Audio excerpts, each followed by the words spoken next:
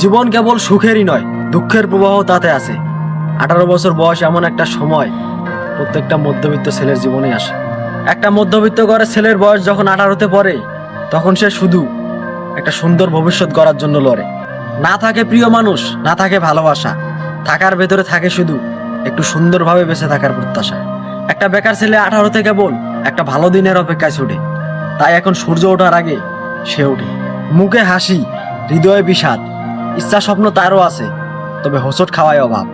বাবাদের 5 টাকা বাঁচানোর গল্প সকলেই জানে, তারা মহান, ছোট করে বলছি না। তারই ঘরের বেকার ছেলেটা পেটে আজ বালিশ চেপে ঘুমায়, এটাই কেবল প্রকাশ পায় না। দুর্ভিক্ষে যাচ্ছে সময়, বিশ্বাস আছে বদলাবে সময়, বদলাবে দিন। আজকের বেকার ছেলেটা সাফল্যের ছোঁয়ায় মন খুলে হাসবে একদিন।